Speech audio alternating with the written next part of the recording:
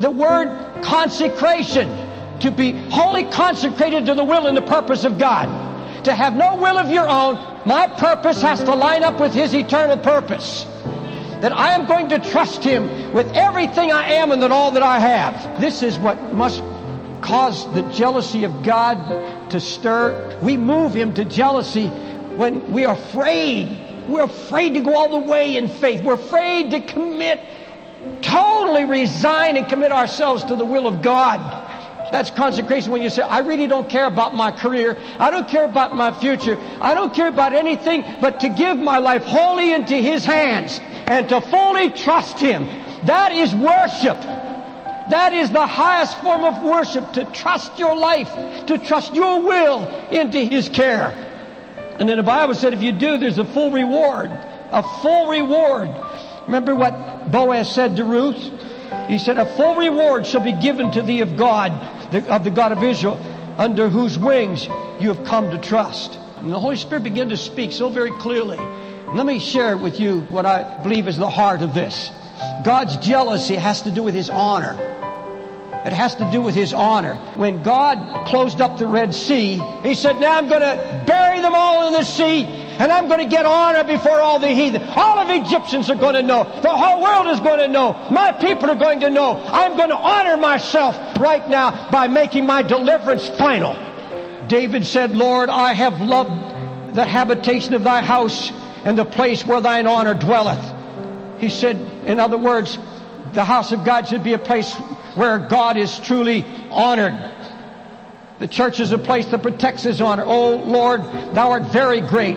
Thou art clothed with honor and majesty. And the Bible said, Jeremiah 33:9, that we as the church are be to Him a name, a joy, a praise, and an honor before all the nations. An honor before all the wicked, before all the heathen. We have a people today, in fact we have a church today, that is dishonoring the Lord before the eyes of the whole world.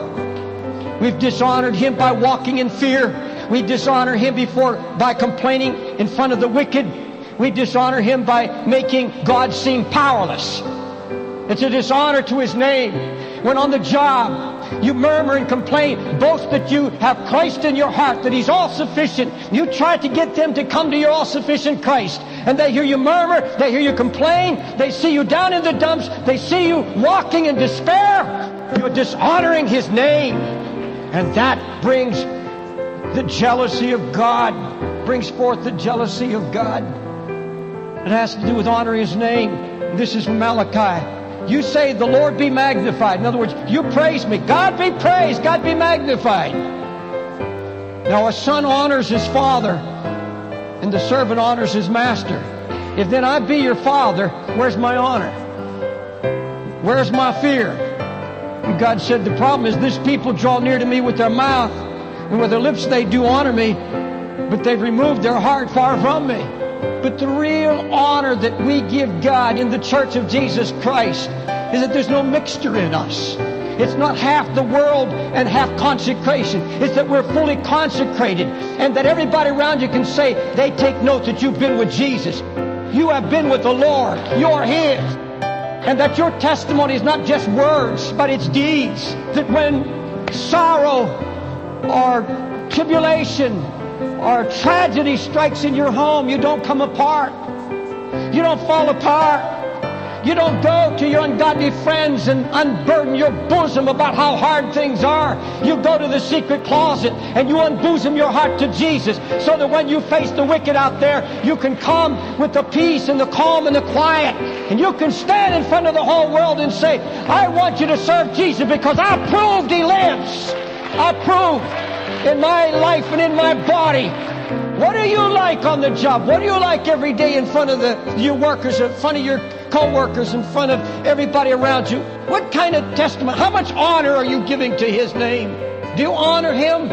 Do they see the joy of the Lord that's supposed to be your strength? Do you gossip? There should be nothing coming out of your lips but that which is in the heart, because what's in your heart will come out your mouth, will come out your lips.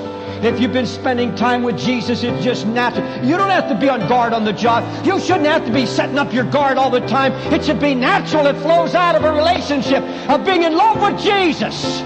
I want everybody that pledged to your heart right now, every one of you, that from now on you don't pick up the telephone, you don't go to somebody else, you don't pick up a book or a tape. When you need help, when you're in a crisis, you go to your room, you bow down, and you talk to Jesus. You go to the Lord from now on.